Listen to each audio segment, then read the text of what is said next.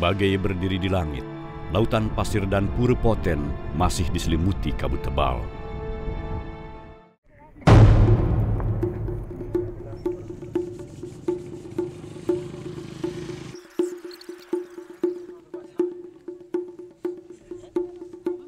Acara puncak Yadnya Kasada usai. Setelah sebelumnya, selama hampir 9 bulan kawasan Tengger didera hujan abu vulkanik, membuat upacara Kasada kali ini istimewa.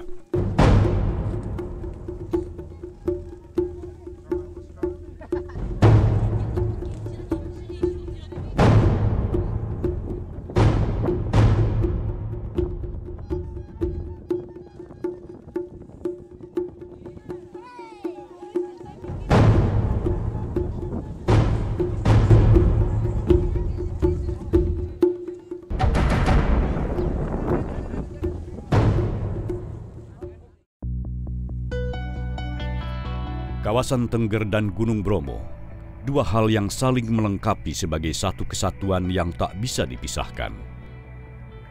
Nama Bromo berasal dari bahasa Sanskerta atau Jawa Kuna, yaitu Brahma. Berawal dari pertama adalah sebuah keyakinan dari masyarakat Tengger itu sendiri, bahwasanya kami menghormati, memuja kepada Sang Hyang Geni, ya, istilah di Tengger Sang Hyang Geni itu adalah Sang Hyang Brahma yang merupakan salah satu manifestasi dari Sang Hyang Widi, ya. Nah, Sang Hyang Brahma itu kami yakin dan percaya itu adalah sebuah merupakan penguasa daripada Gunung Brahma. Bagi suku Tengger, Gunung Bromo merupakan gunung suci dengan latar belakang kronika sejarah Hindu Majapahit yang kuat. Warga Tengger mutlak menganut kepercayaan Hindu. Hubungan inilah yang menjadikan Gunung Bromo adalah tumpah darah sedulur Tengger. Ya, memang Brahma itu, karena kami yakini itu adalah bersemayamnya Sang Hyang Brahma, Sang Pencipta. Karena di Tengger ini fokus pemujaannya pada Sang Hyang Tiga Murti. Dalam prinsip ajaran kami itu Sang Hyang Tiga Murti, ya. Tiga itu adalah tiga, Trimurti. Murti itu adalah pengejauhan tanah atau perwujudan. Brahma, Wisnu, Siwa itu.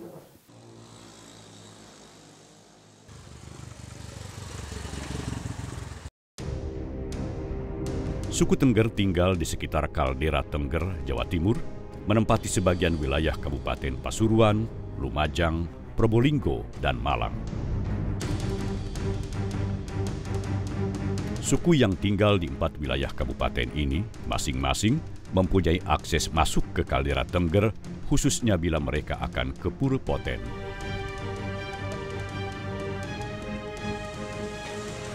Jadi kan masing-masing daerah ini kan ada pintu masing-masing. Jadi kalau daerah Probolinggo pintu Cemoro Lawang, kemudian kalau di Lumajang itu adalah Dandanan namanya, kemudian kalau di Malang adalah Jemplang, kemudian kalau Pasuruan adalah Dingklik atau Pakis Bicil. Itu pintu akan masuk ke kawasan Bromo ini. Gitu.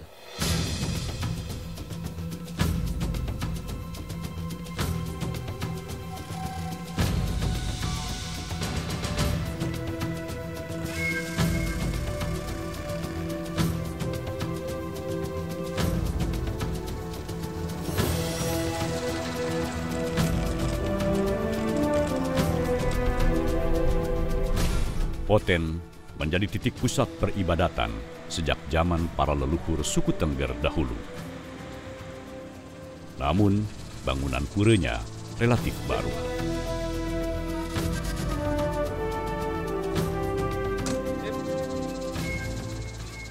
Pura Poten ini dibangun itu sekitar tahun 99.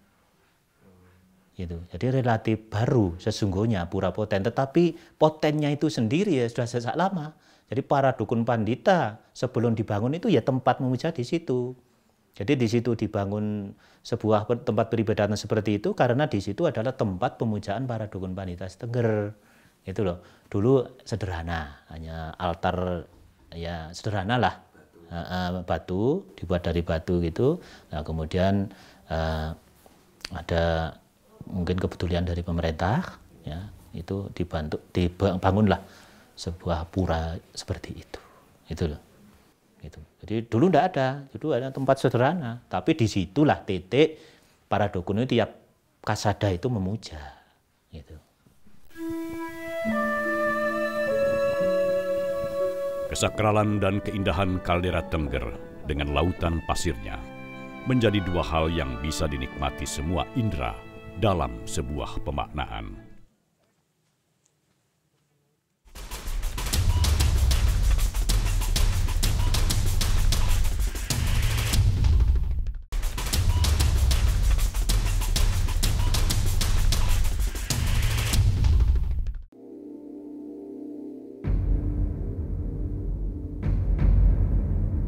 Gunung Bromo yang berada di kawasan Tengger, selain panoramanya kelas dunia, juga menyimpan sisi lain, yaitu bahaya erupsi. Dalam 1 dekade terakhir, aktivitas vulkanik Bromo tercatat 4 kali erupsi. Pada tahun 2001, 2004, 2007, dan terakhir erupsi besar dan lama di tahun 2010.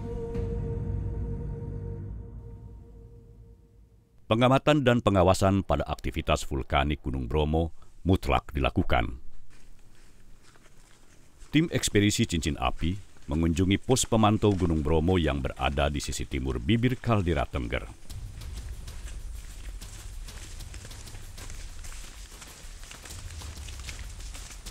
Kesana kan pegunungan sampai Sukabumi itu. Yang tua kan Brahma, terus muncul Batok, muncul belakangnya, muncul terus terakhir ini yang kuat itu Bromonya. Tapi Widodaren kok bisa menampung atau nangkep air ya? Jadi kalau hujan deras larinya ya ke bawah belakang Bromo, yang agak ke sana larinya yang ke sana. Jadi nempuk nandon, ya ini netesnya jadi di Gua Widodaren.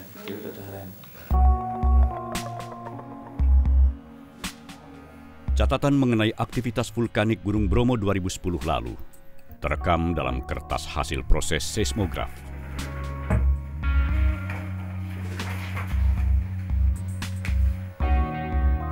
Dari informasi pos pemantau, angin selalu membawa lontaran material abu vulkanik ke arah timur. Sebenarnya karakter Gunung Bromo itu kalau sekarang memang agak aneh gitu ya, nggak seperti dulu gitu. Yang saya amati kemarin itu anehnya apa ya, letusannya itu sangat keras dan arahnya juga, materialnya juga vertikal, jatuhnya hanya di sekitar kawah itu sendiri, dan yang bisa terbang terbawa angin ya jatuhnya di lautan pasir itu, kantong materialnya. Juga yang saya alamin itu ya apa itu, jadi letusannya berturut-turut dung ya berhenti lagi. Tapi yang anehnya itu material abunya yang sangat lama, sampai mencapai dari November sampai Juli 2011, November 2010 sampai Juli 2011 masih mengeluarkan abu. Sebelum letusan kita di sini ya hijau lah, semuanya lahannya hijau, semuanya hijau, enak, angin juga semewir enak gitu ya. Tapi setelah ada letusan erupsi Bromo ini ketebalannya udah mencapai ada yang 1 meter, ada yang 75 radiusnya, sampai bahkan kalau radius abu yang halus itu mencapai Banyuwangi sampai ini Madura. Tapi yang abu kasar-kasarnya ya sekitar sini kurang lebih 15 kilo. Nah, itu dengan ketebalan sampai ada yang 30 cm, ada yang 15, ada yang 10. Ya. Terutama kalau material halus tergantung arah angin. Anginnya ke barat ya otomatis abunya ikut-ikut ke barat gitu yang halus. Desa Ngadirejo menjadi desa yang paling terasa dampak langsung dari erupsi Panjang 2010 lalu. Lanskap desa yang didominasi warna coklat akibat abu vulkanik belum larut.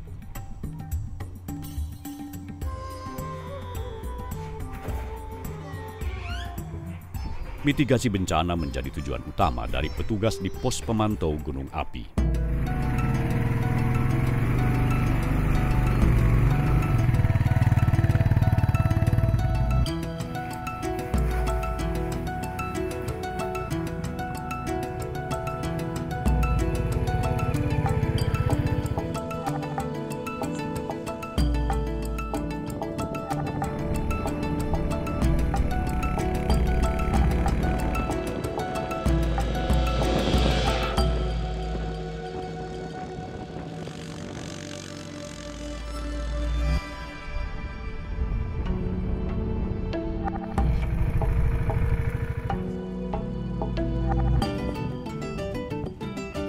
Mulyono, salah satu petugas pos pemantau Gunung Bromo, secara rutin mengecek alat-alat pengukur aktivitas vulkanik Gunung Bromo. Saat ini alatnya hanya seismometer aja sama seismograf. Seismometer untuk merekam getaran yang ada di lautan pasir, yang di sini direkam oleh seismograf pencatat gempanya. Cek alat untuk membersihkan solar panel dan ininya ganti nambah air aki itu. Kalau air aki bisa mencapai 1,5 bulan ya, tapi untuk solar panel harus dibersihkan tiap 2 minggu sekali, harus dibersihkan. Soalnya itu kan tertutup abu yang dilontarkan oleh angin ya, terbawa angin harus menutup. Kalau penutupan makin tebal itu udah tidak bisa untuk ngecas aki itu sendiri.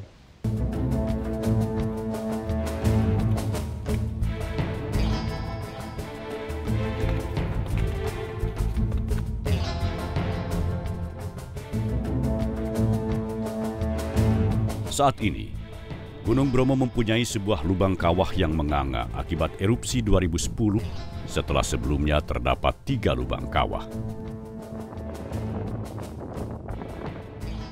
Garis tengah Gunung Bromo melintang sepanjang sekitar 800 meter dari utara ke selatan dan sekitar 600 meter dari timur ke barat. Gunung Bromo terbentuk dari proses geologi yang panjang. 1 juta tahun yang lalu, Gunung Tengger Purba berasal dari 2 gunung yang berhimpitan dengan tipe stratovolcano yang terbentuk dari lapisan andesit dan batuan basaltik. Letusan kecil menyebabkan lapisan atas terbuka dan mengeluarkan endapan piroklastik, lahar dan lava padat dari celah gunung. Kemudian, letusan dahsyat terjadi dan mengakhiri perkembangan Gunung Tengger Purba yang diikuti terbentuknya kaldera selebar 11 km. Lembah dalam di sisi tenggara ini kemudian disebut dengan Lembah Sapiker. Letusan selanjutnya membentuk kaldera Tengger dengan lebar 8 km di sisi timur lautan pasir. Aktivitas vulkanik selanjutnya memunculkan kerucut muda dengan barisan Gunung Bromo, Gunung Watangan, Gunung Widodaren, Gunung Pursi, dan Gunung Batok.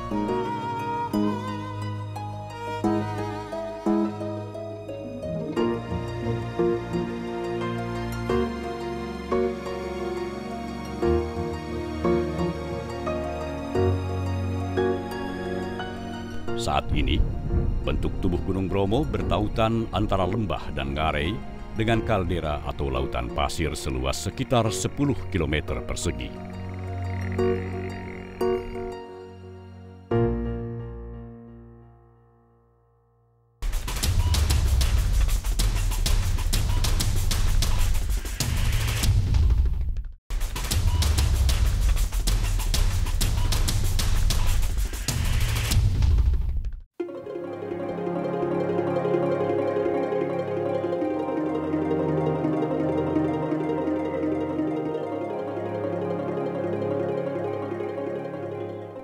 Masyarakat Tengger yang tinggal di lereng kaldera Tengger terikat erat dengan alam Tengger.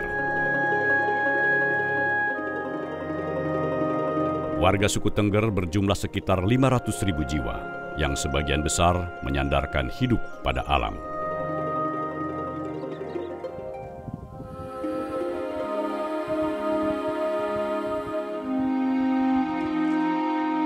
Tinggal di kawasan dengan aktivitas vulkanik memberi kepastian akan kondisi tanah yang subur. Kalau masyarakat Tengger pada umumnya itu mayoritas petani yang kubis, kentang, brambang, jagung itu. Tapi ada yang sampingan juga. Kalau di Kabupaten Probolinggo, bahkan 4 kabupaten itu juga sebagai kegiatan lain yaitu bidang pariwisata. Tapi hanya beberapa persen saja. Tapi yang pokok adalah petani.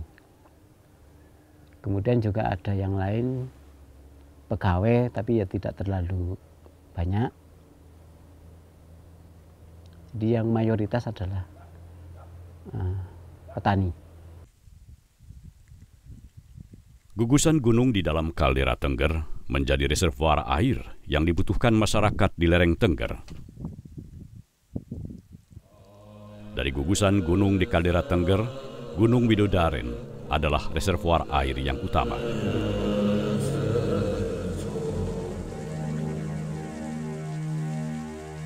Selain Gunung Bromo, Gunung Widodaren juga sakral bagi suku Tengger.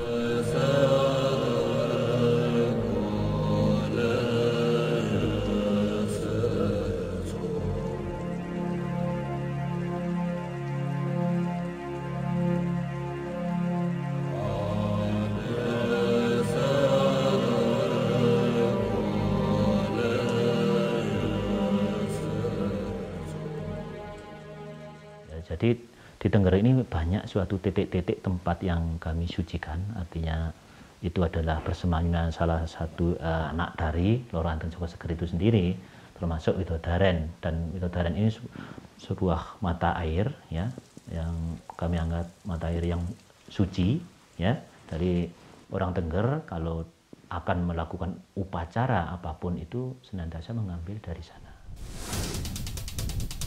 Gugusan gunung dan lingkup kaldera Tengger masuk dalam pengelolaan Taman Nasional Bromo Tengger Semeru. Pengelolaan kawasan yang kenyataannya terdapat gunung api aktif menjadikan sinergi dengan pos pengamatan Gunung Bromo adalah hal yang penting. Jadi tiap pagi kita meminta semacam laporan dari badan tersebut untuk kita umumkan kepada pengunjung ya, bahwa status Gunung Bromo hari ini seperti ini, suhunya sekian derajat dan radiusnya sekian kilo dari diameter kawah. Selain daripada itu, di sekeliling Gunung Bromo ini mungkin banyak tempat-tempat yang bisa dikunjungi, diantaranya ya di sini tempat ini kayaknya yang letaknya di belakang kaldera Gunung Bromo, Teletubbies, Padang Teletubbies, savana, di sana juga ada pasir berbisik. Di depan Bromo itu juga ada semacam pura